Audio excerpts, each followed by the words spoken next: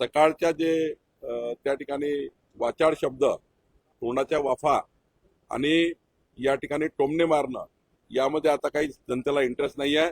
तेच ते रटाळ भाषणं, तेच ते त्या ठिकाणी चर्चा, तेच ते ठिकाणी पारिवारिक वाद, या सर्वातनं मुंबई आता बाहेर निघेल. असं आहे की अजित पवारांना तुम्ही दूर ठेवताय महाविकास आघाडीतून. मुंबईमध्ये तुम्ही त्यांच्यासोबत लढणार नाही, पुण्यात नाही, पिंपरी चिंचवडमध्ये नाही, संभाजीनगरमध्ये पण काल बैठक झाली, तिथे अजित पवारांचा पक्ष नव्हता. काय कारण आहे? कोणी म्हटलं असं दूर ठेवताय? कोणी सांगितलं दूर असं ठेवताय? मुख्यमंत्र्यांनी सांगितलं की पिंपरी चिंचवडमध्ये आम्ही वेगवेगळ्या लढू. मी तेच सांगतोय की अजितदादाचा पहिल्यापासून 40 वर्षापासूनचा जो कार्यकाळ आहे किंवा त्यांचे कार्यक्षेत्र आहे ही पश्चिम महाराष्ट्र. साधारण पुणे आणि पिंपरी चिंचवड त्यांचा बालेकिल्ला आहे आणि त्यांचे कार्यकर्ते हे मोठ्या प्रमाणावर त्यांच्या राष्ट्रवादीत काम करतात. भारतीय जनता पार्टीचाही गड आहे पुणे पिंपरी चिंचवड आणि पश्चिम महाराष्ट्रात आमची ताकद वाढलेली आहे.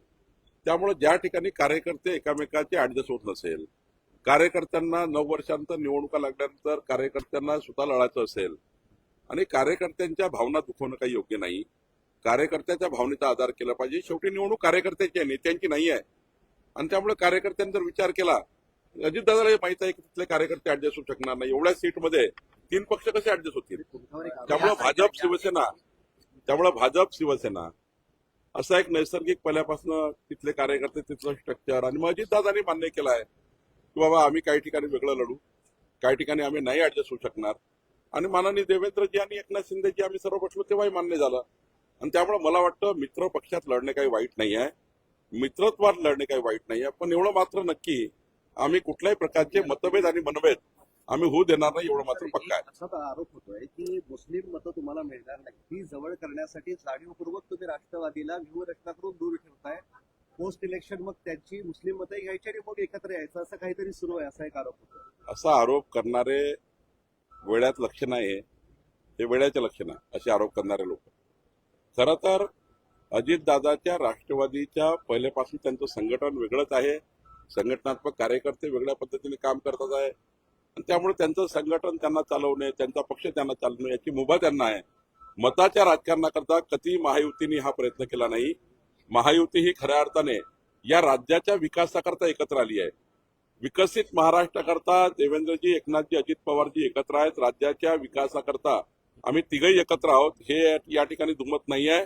त्यामुळे हा विचार करू नका की आम्हाला त्या नगरपालिकेचे मतं घ्यायचे आणि महानगरपालिकेचे मतं घ्यायचे आणि मताचं राजकारण करायचं आहे. आम्हाला तर महाराष्ट्राच्या विकासाचे राजकारण करायचं आहे.